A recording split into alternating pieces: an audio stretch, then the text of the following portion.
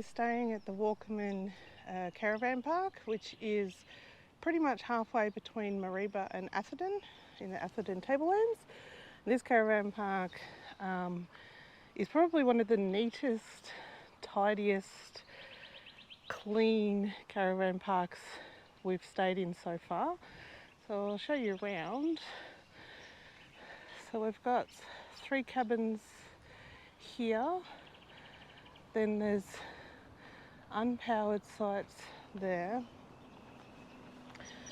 And they've got these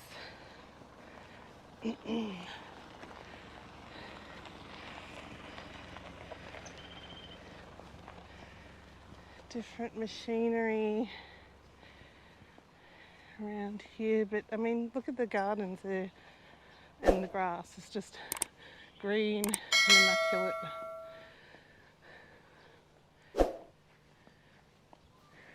So we've got the ladies' amenities there.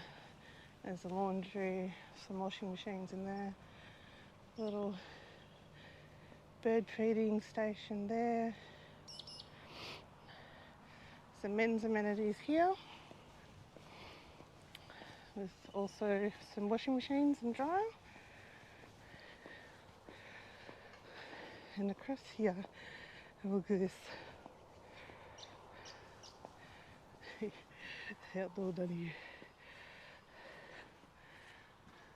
So what comes around goes around, eh?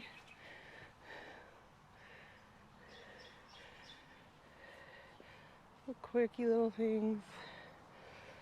And wait to see the camp kitchen. I haven't seen a camp kitchen like this yet. It's amazing.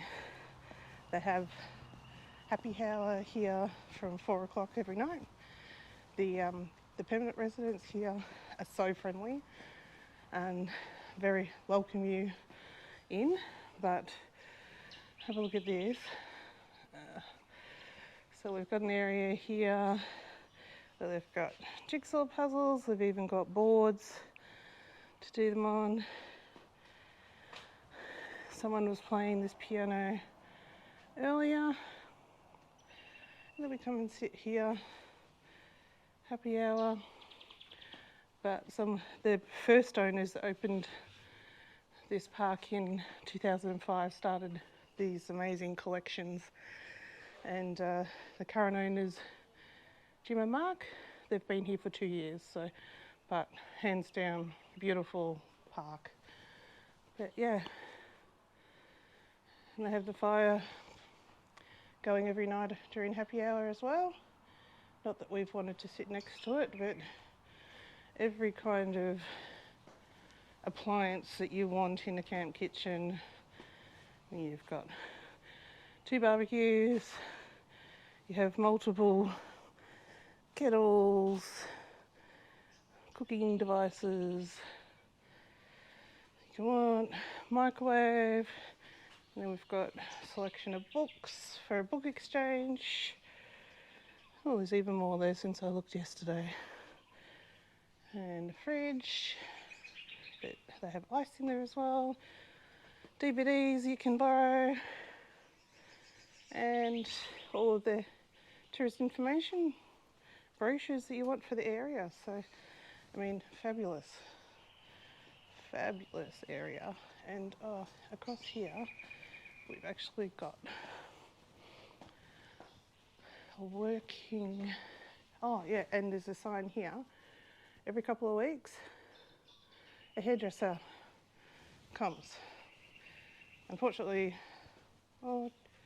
Tuesday, no, we're going to be gone by then, I believe. So I'll miss that. I'm going to have to go to a hairdresser. I haven't had my hair done in probably 8 or more months, and it's driving me crazy, and I'm sick of hair going everywhere in the caravan, so I'm going to chop it off. That'll be next week.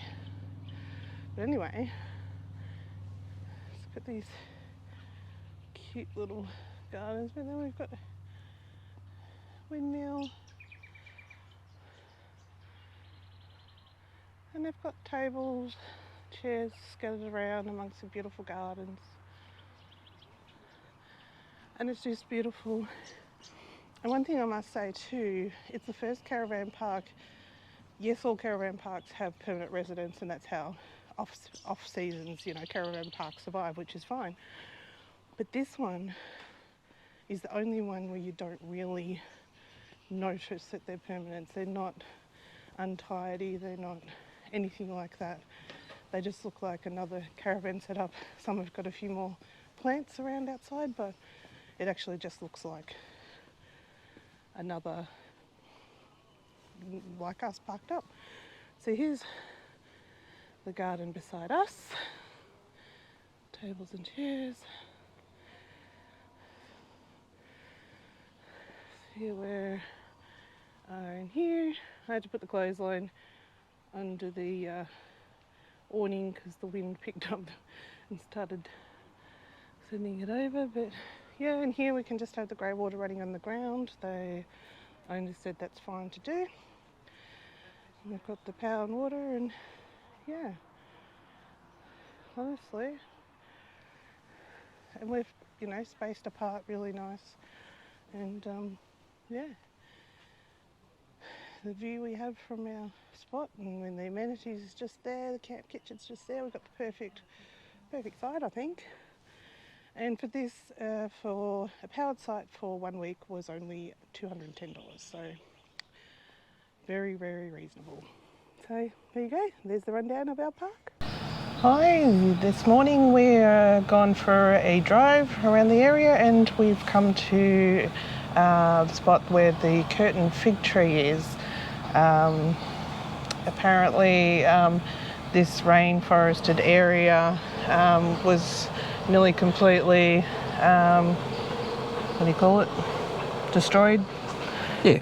Harvested, cleared in the early days of farmland, and they managed to save this area. Cassowaries are extinct from this forest, which is sad, but yeah, we're going to go take a walk and have a look at the curtain fig tree. So there's the boardwalk to walk down to it. Looks like it's just here. It's only a short walk. Short walk, yep. Just be aware that because it's in shade a lot, the decking boardwalk can get slippery, so... Yeah, it's quite mossy. Wow, that's huge.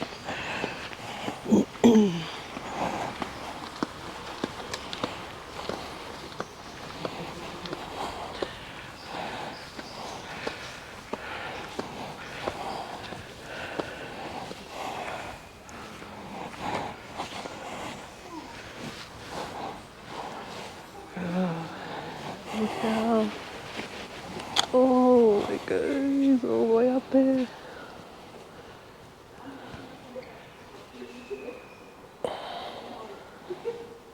That's the curtain fig tree, eh?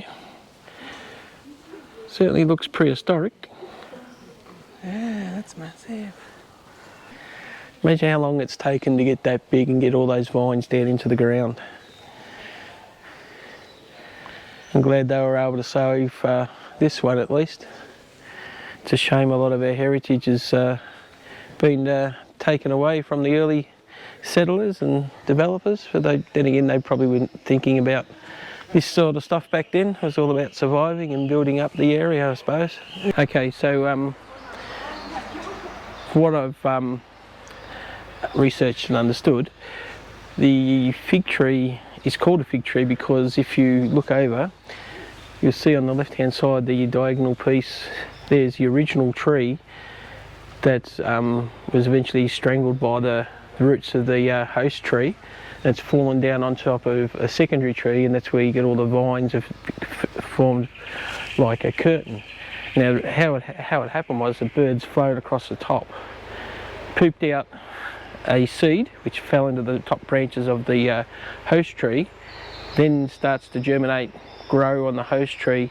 The roots start to go down the outside of the host tree, drinking the water from the outside of the tree, till it eventually starts to choke the host tree, which eventually kills it. As you can see on the diagram here, the host tree, the original host tree here, died, fell over and landed on the other tree, which is the main tree you see here, and all the vines have formed that curtain of vines across the original host tree on the left and the secondary tree. I don't know if you can see it from this side, but around the other side there is, you can see the process starting again. There's some vines way up high, straight through the gap up there. I don't know if you can see it. You see some fine vines starting to head down again. I've got a photo of it on the big camera. We might put up a photo there. Put up a photo and show you the vines starting again. But yeah, they estimate it's between 700 and 14 years old, this particular fig tree. So that's how long it's taken. 1400, so between 700 and 1400 years old. That's how long it's taken to get to this stage. So pretty cool. Yeah. Locations. Now we're at Lake Eacham. So don't know much about this particular lake at the moment, but I'll research and put some information up later. But I was just looking down here. I don't know if you better see that. Good, the fishies. Fish down there. Ooh. Oh, look at the ones they just flicked on its side down near the pipe down there, see? Oh yeah, there's a big one. Yeah, it's like silver body. You can see where it flicks on its side. Anyway, there's people snorkeling here. I think it'd be very cold. Yeah. It's about 65 metres deep, this Is in it? the middle, yeah. Mm. It's, Is this man-made? I'm assuming. no, it's formed by volcano. Volcano. Or Oh. lava tube, where the lava comes up and meets the water. So I think it's, I can't remember what it's called. Okay. There is a term, but where the lava comes up and meets the water, I think it forms like a gas explosion and it forms a crater. Okay. I could be totally wrong, but Like I said, we'll do some research and I'll put some information up.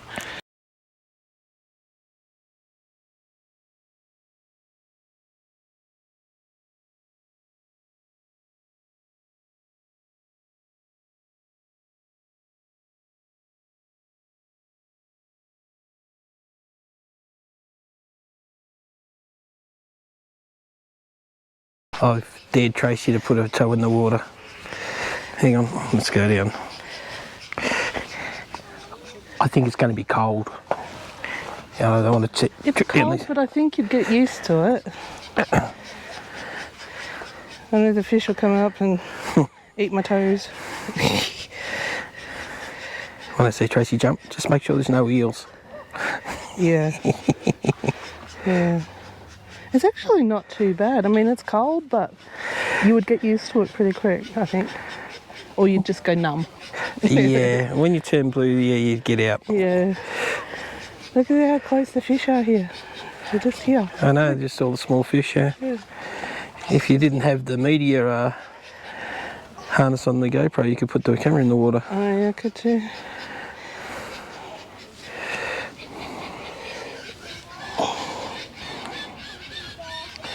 So we'll head out to another lake. What's the other one called? Lake Breen? Lake Breen.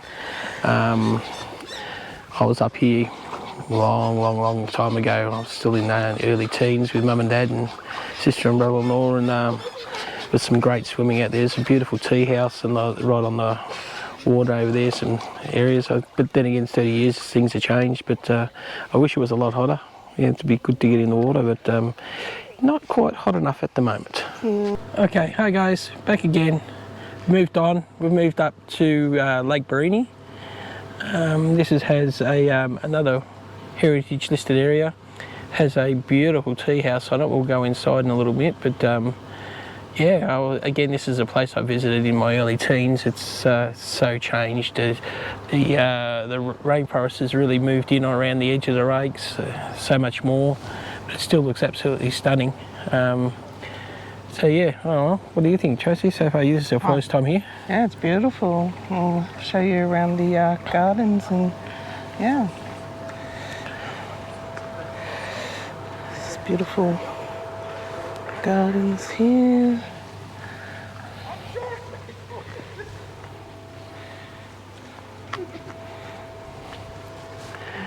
Yeah, the lake house, the tea house here was established in 1927.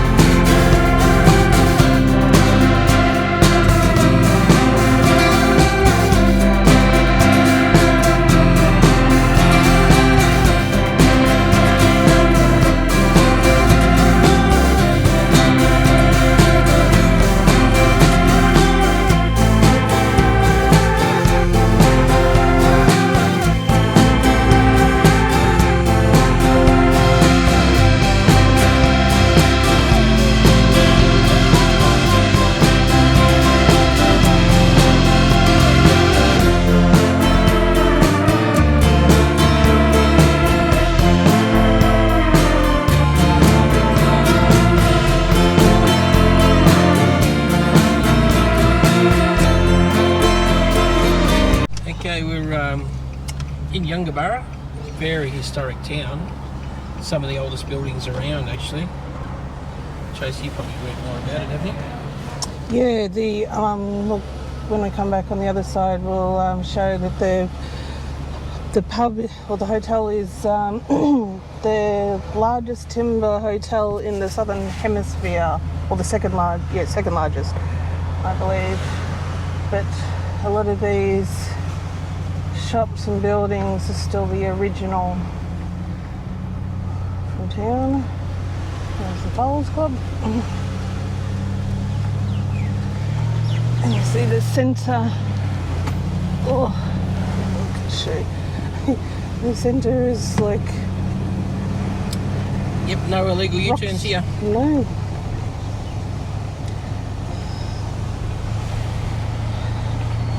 Yeah, just like this town was quite historical. There's a police station. And yeah, just had beautiful original homes. There's a combination, the blue home. Okay, back again. Battery had gone flat, had to change the battery, now we're all good.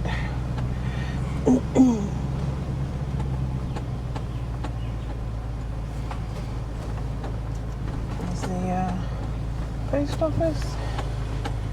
Beautiful building, and this mural here on this, I'm not sure what this building is here. It's a hall, side of the hall. Oh, hall, okay. But that's actually a mural, not a photo, so... Tracy will put up a closer photo that we've taken with the bigger camera. Yep. So it's a community hall, I think it is. Yeah, looks like it.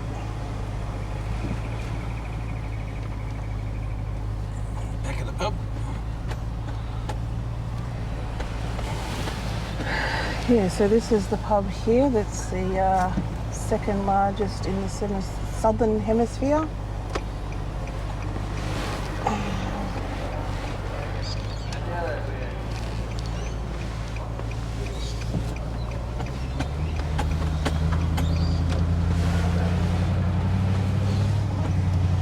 And there's people having lunch at the Yungaburra Hotel.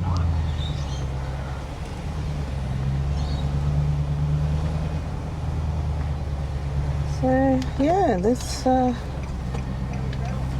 Yungaburra, there's a butchery around here, and The Red Shed. the Red Shed.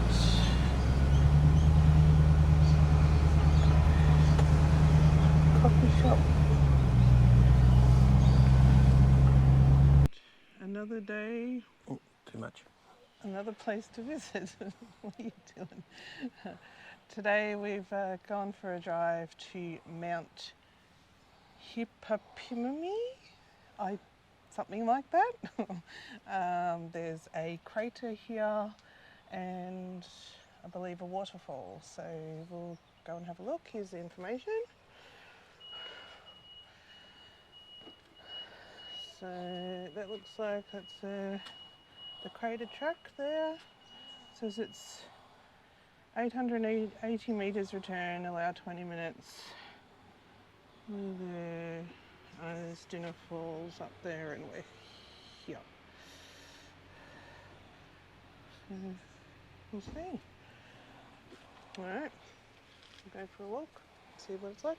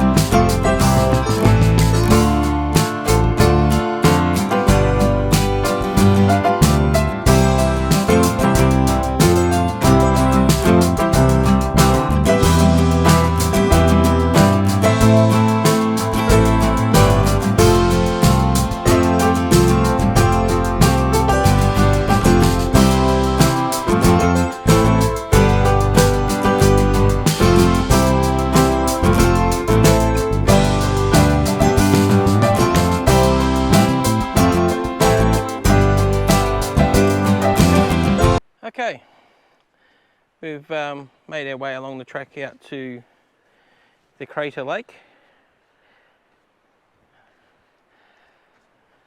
So apparently they're thinking a violent explosion occurred in a deep hole, forming a volcanic pipe or diatreme.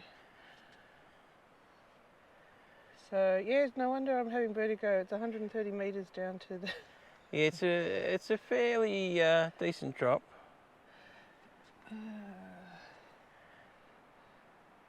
You won't see Tracy standing at the edge looking over, that's for sure. Oh well, I try to get as far as I can.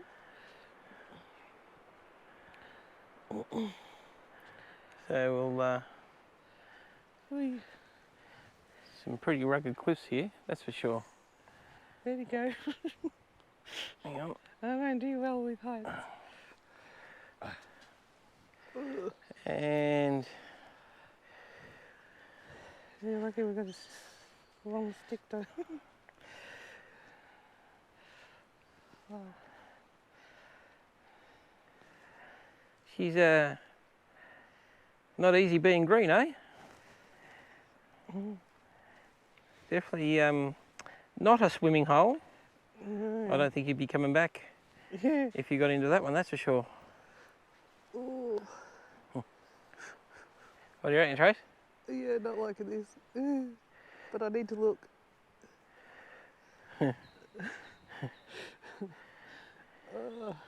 Not good? Head spinning. You can take all the photos down that area. I was like, nah, that's not happening. I don't know.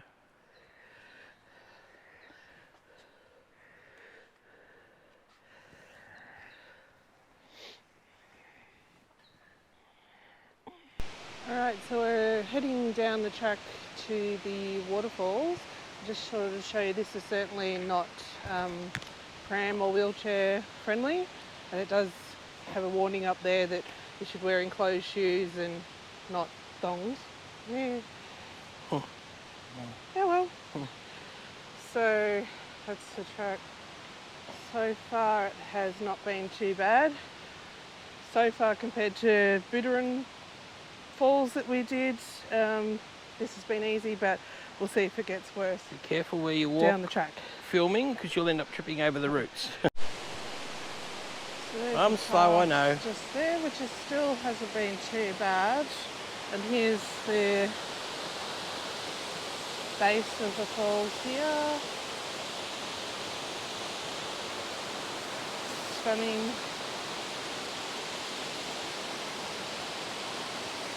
So we've got some paths to go uphill, so I'm assuming that will take us up higher to more waterfall, top of the waterfalls.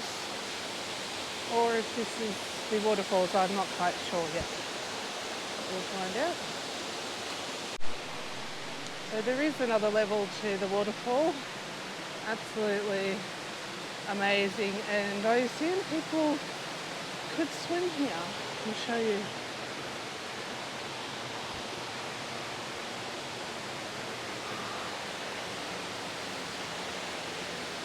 Have a look at that.